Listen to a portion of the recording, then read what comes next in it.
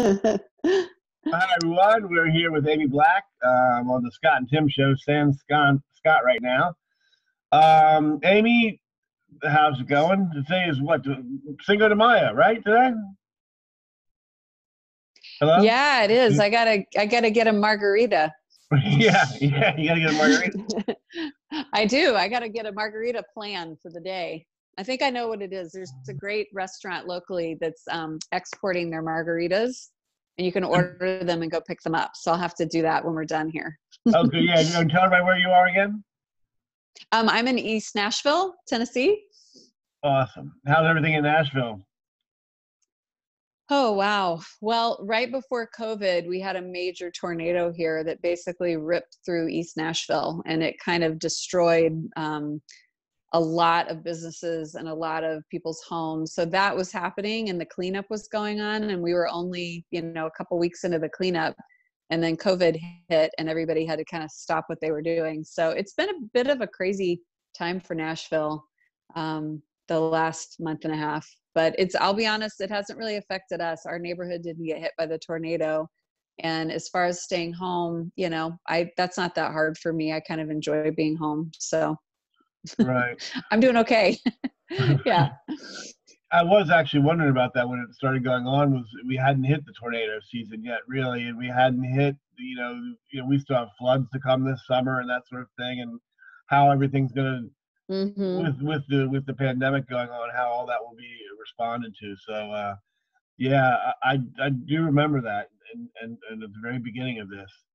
Um, and Yeah. so, how is Nashville responding down to the pandemic so far? Nashville's been really great. I mean, I know Tennessee has opened back up again, but Nashville is still closed down for now. And I think our mayor's doing a good job. He's doing a phased reopening. And so he's really being more cautious. And I appreciate that. So we're still all on, I think we have to be in our homes until, or, whatever the rules are, until May 8th. And then, but he may extend it another week or two. So I know the South a lot of the South is kind of opened back up again, but I think the major cities in the South are taking a more phased approach. But it's been pretty quiet, it's just like it is everywhere. It's kind of crazy. Yeah, well, yeah, I don't leave my compound that often. can they still make music? I mean, beyond doing it through, I mean, because I didn't really think about this in terms of Nashville or whatever, but it was a Yeah. huge, art making center, for lack of a better term. But you started to Hmm. look at Hollywood, and I started watching these movies on television and on Netflix. It's like, well, they can't get together and make those movies right now. They can't. They Right. can't do. They can't put the crews together because nobody can be close to each other. Is that the same with the music industry? Can you guys make music right now? No, I don't think anybody is. I mean, I think people are doing overdubs and, work in their studios. I mean, that's the great thing with technology is if you're working on a song and you need to get some overdubs for, guitar or, whatever instrument, keys, you can always send that to somebody and they have a studio and they can do overdubs. So I think if somebody was in process on an album and they already have maybe some rhythm tracks laid down that they could keep the process going just with local studios. But in terms of like getting a band together and and putting down tracks, yeah, that's just not happening right now at all. I think Right. everybody's just home, and you've seen a lot of musicians are doing shows from home, from relatively unknown people to super famous people. It's just everybody's that's the only option they have right now. And we want to talk about that real quick, for a little bit anyway, because you're going to do a show for the Avalon, I think, Friday night. It'll be the first one that we've tried, actually. And it'll be at 6 o'clock, this Friday night on the Avalon Theater Facebook page at this point. Amy, we want to talk about that show, and I want to talk about a couple of your other new songs that you've actually put out right before the pandemic started. But can you tell everybody, give a brief history about who you are, and I know you've been in the Stoltz Room before. You have some fans up here, and you've got plenty of plays on Spotify and the so people know who you are. But there's some that don't. So anybody who's watching this, Sure. can you give me a little of your backstory? Yeah, yeah. So I came to a career in music kind of late. That's a part of my story. I was in my mid 30s and I was living in the Boston area and just decided to kind of get out. I'd always been a singer. I mean, I sang at church, I sang in weddings, and was in musicals in high school. So it's not like I didn't know I could sing, but I'd never really tried to do much with it professionally. And I definitely didn't think of myself as a songwriter at that point. I'd written a few songs in, college with a band I was in, but just really didn't think much about songwriting. And I just started getting out and playing, and then built a little band, and then started writing, and it just kind of started taking off from there. And so my first album came out in 2011, or I put here, actually I have it right here because I did a show here the other night. So this is my first album. If you can see it, it's called One Time. And I did that in 2011 with players, really great players from Boston. And that just started getting things going. I got some attention, kind of nationally. It was a little bit rootsy, Americana, country, and a lot of original music. So that's where I started. And it just kept going. I mean, I really wanted to do it. I wanted to keep making music. And so since then I put out, let's see, I've got all my albums here. This is perfect. I did a live album in Boston, and then I came to Nashville and I don't know if you can really see it. I did This Is Home in Nashville. And then I ended up going to Muscle Shoals, which is where my family's originally from. And I recorded at the Fame Recording Studios in Muscle Shoals. And I put out this album, the Muscle Shoals Sessions, and a mix of Muscle Shoals covers and originals. And then I was having such a good time singing soul music, and I'd moved over into kind of like a blue-eyed soul realm, that I went to Memphis. And I ended up doing this album in Memphis, and I did this with Al Green's backing band with the high rhythm section. And this was pretty much all originals, a couple covers. So that's in a nutshell kind of what I've been up to, and with my life the last 10 years. And it's been fun, and it's been interesting. I've done a lot of touring. I'm doing a lot less touring now. My priorities have kind of shifted just in terms of how I want to spend my time. But I still love making music, and I love performing, and love getting to connect with the audience as well. Okay, I'm going to play your new song that you have out just a second. We can take a quick listen to this real quick. Okay.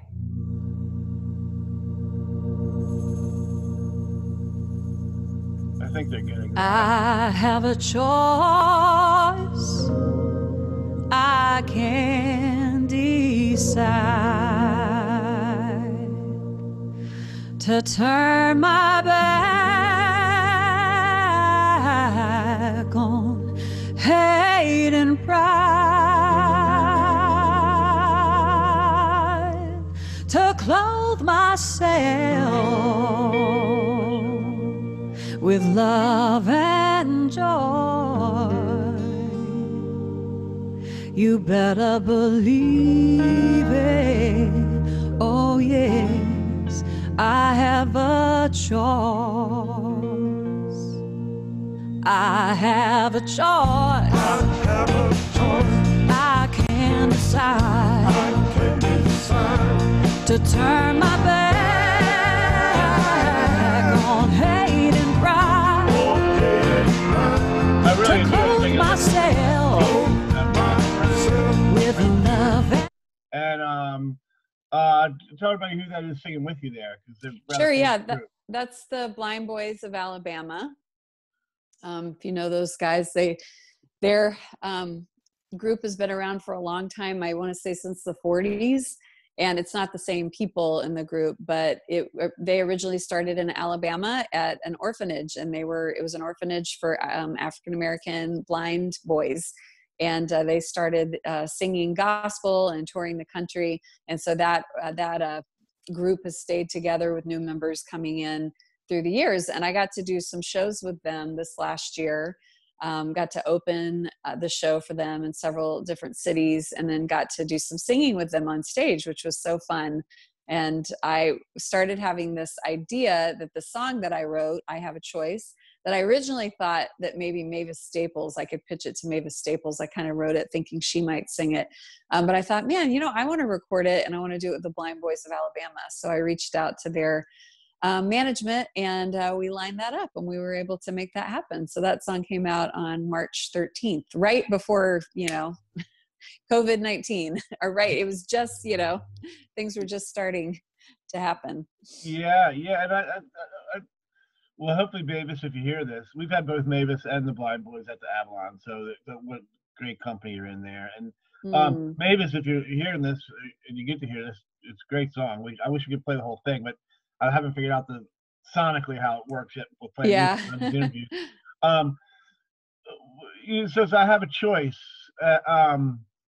and I think it's you can your theme was I have a choice to live a good life or a bad life, or and I was curious, as beyond the song, Hmm. how do you keep those type of things in the front of your mind as you go through a day? you know um Hmm. I find that to be incredibly hard. I am very conscious of it. Mm. I'm a sinner, I mean. And just curious as to what your thoughts were on that, because I love the theme of the song. Yeah. Well, I wrote the song really for myself, just out of kind of some stuff I was going through. And it was a reminder to myself, because I think a lot of times we just need to be reminded, we just forget things, and we just need to remind ourselves of what's important, what matters to us. And I think one of the main reminders that we can give to ourselves is that we have a choice. And this idea that in any moment in our lives, I mean, honestly, unless we're like, I don't know, in handcuffs, or, like if we're, I don't know, something like that happening where we don't feel like we have much of a choice. But in most situations in our life, we really have a choice about how we're going to respond to what's going on, and our emotions may tell us differently. And even our body, you get all riled up, you get in fight or flight when you get upset, and you're ready to, you put the arms up, the hands up, and you're ready to fight. But we always do have a choice, and we can always back down from that if we want to, if we choose to. And so this song really for me was a reminder to myself that in any situation, even if I'm feeling powerless, just to remember that I actually really do always have a choice. And it might not always be an easy choice to make, but it is there. And so as I kind of go through the lyrics, it started with, so many before me have shown me the way. And just thinking about examples of people in our lives that we admire and that really did live, in this case, I said, living in kindness every day. So like, we all have at least a few examples, I hope, of somebody that we've known at some point in our life that we really recognize that the way that they responded to life was one that was admirable, and to be able to think about that and remind ourselves like, oh yeah, I've got some examples of what this looks like, to try to respond with kindness as opposed with anger, or, the different choices that we have. So that's kind of the second verse. And then the last verse was, sometimes the road gets rocky and rough, and my heart grows cold and tough. But I know the answer. I can hear the voice whispering softly, you have a choice. And I think the truth is sometimes our hearts are softer and sometimes they're harder. Sometimes we can kind of get into a place where we don't feel a lot of compassion or a lot of understanding for kind of stuff going on around us. And then sometimes we're in a more compassionate place. So that's just the reality, of our lives. But we can always listen to that voice, that reminder that's like, well, you, even in this moment, even as you feel like you don't care, or just whatever, screw them, that I can still kind of touch back in and be like, oh, well, wait, I do have a choice. I can soften here. I don't have to be so hard. And that's just my daily life of just, I think I've become more mindful of the opportunities I have in different situations that I'm in, to just be aware of how I'm responding and be like, oh, wow, I actually could do this differently if I wanted to. So that's the long answer. Well, it's great. I mean, it's very hard. I just noticed with myself having so much time by myself now, Hmm. even in my thoughts, it's like, hey, you can think, you wake up. I wake up every day trying to be a good person, and then the day takes over. You know what I mean? And then you're Mm-hmm, like, mm-hmm. and you. It's not that you're a jerk, but like all your vices come back, and you start to think the same way you thought. So you're trying to make a change. It's very hard to keep that in the forefront. What did the Blind Boys of Alabama think about the song? Oh, they loved it. So I sang it, I think I was in DC with them, or Boston, I can't remember which one of the shows. And I went back into the green room and I was hanging out with them, and Jimmy Carter, who's the lead singer, I just kind of got down beside him and I was like, "Hey Jimmy, I want you to hear this song." And I started singing it to him.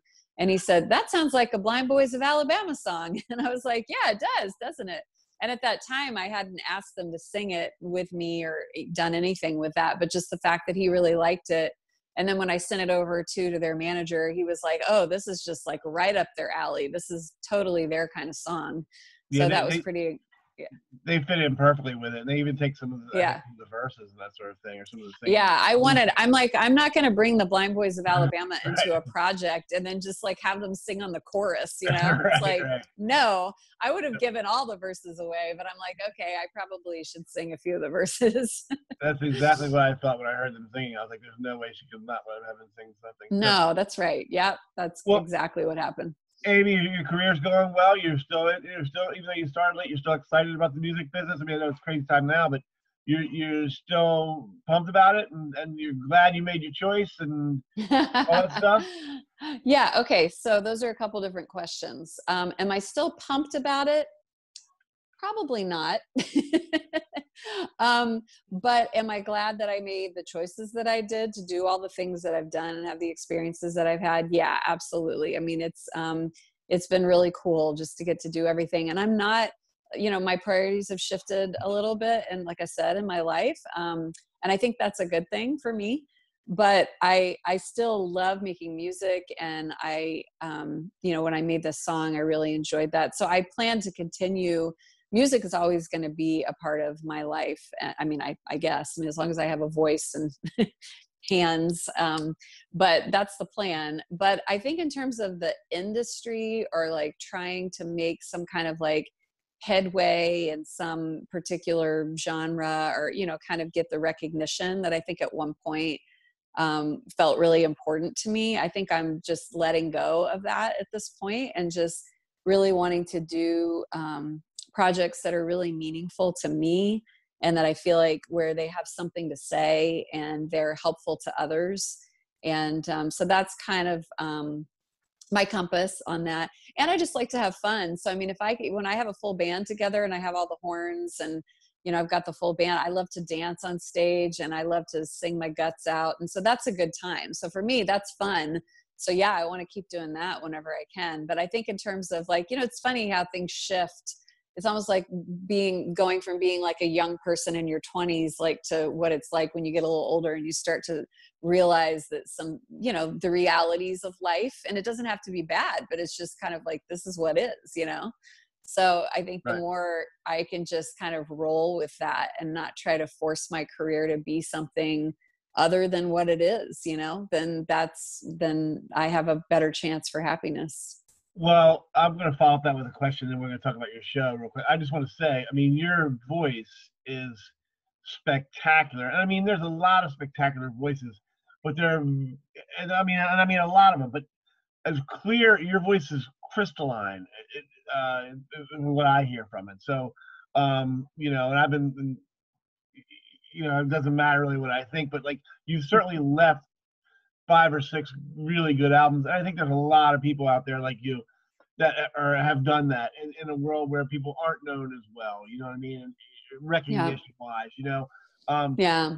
But so, and then if just your short answer, why do you think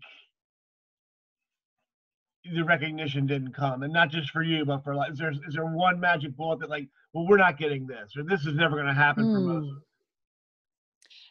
I really don't know. I don't totally understand it. I think sometimes there might be a coolness factor of kind of like what seems now, or what kind of is like kind of fits in with a little bit more on trend or something, even within specific genres like Americana or whatever. So there's that piece. And, I don't know. I think sometimes it's also the support that you've gotten from people in the industry. Like, I think for some people, they've had a bunch of people get behind them and really believe in what they're doing. and maybe help them to push it forward and get them in front of more people. I mean, that, you know, and having champions, you know, and I've kind of pushed pretty hard myself, and I've had some champions, which has been great, but not on that level. And outside of that, I just really don't know. Maybe my voice is more classic. Maybe it just, maybe the stuff I'm doing just doesn't have a, you know, a huge audience for it. You know, maybe a time where somebody like a Bonnie Raitt could be as popular as she was, like that window opened and it closed, you know? Yeah, well, yeah, there could be a lot of truth in that, because there's not many that have come behind her that are like her, and there's plenty of them out there that, I mean, she could definitely sing your albums. I mean, for sure. And, you know. Yeah. She's an inspiration for me. Well, I guess that leads into, you know, what people could expect to hear this Friday night from the Avalon show. Can you tell people about that a little bit? Sure. Yeah, I'm really excited to get to do that. I will say I have loved every time I played the Stoltz Listening Room.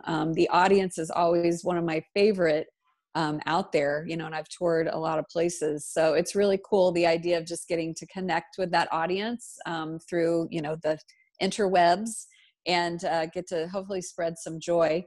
So it will be an hour show, and I'm going to do songs from all my albums, and I'll just kind of pick the ones that I know that I've gotten the most requests for through the years. So for folks who have purchased my albums at the shows at the Listening Room, which I've sold a lot of CDs there, I'll be doing songs from all of those albums, and we're just going to have a good time. One of my songs says, let the light in. We're going to just try to let some light in and enjoy ourselves, and I'm ready to make that happen. How long is the show going to last? About an hour? For an hour. An hour? Yeah. Okay, good. And there'll be a place you can tip there, that sort of thing. Yes. People so inclined. Right. So it's a free show, but we'll post both PayPal, Venmo for myself, and also for the Avalon, so people can support the work that you guys are doing as well. And just give tips, and whatever they have in their heart to give is fine. But even if you can't give anything, don't worry about it. Come anyway. Great. All right. Well, listen, Amy, we really appreciate you doing that for us. Like I said, it's the first one we've done, basically because I haven't been able to, I don't exactly know how Venmo and PayPal and that sort of thing work. So I'm glad that you sort of, you know, reached out to us and said, hey, let's try this. It'll be Friday night around 6 o'clock. If you guys are watching now, you can spread the word. We'll spread the word along Facebook as well. It'll be on Facebook Live, correct? And you'll take over the Avalon Theater page on Facebook Live. That's right. That's right. Well, Amy, where else can people find you, information about you, besides, you know, where else? Sure. Yeah. My website is amyblack.com, and anything you'd want to know is there. Great. Amy, thanks a lot. Take care of yourself. Stay safe down there in Nashville. I'm glad to hear that that, you know, it hasn't been, you know, everybody's been, the city's hunkering down for a little bit longer. Yeah, it hasn't been too bad. I got to go find that margarita now. Yeah, me too. Yeah. So we're going to take a real quick listen to this little bit. You better believe it. Oh, yes. Thanks, I have a choice. Talk to you later. So many before me.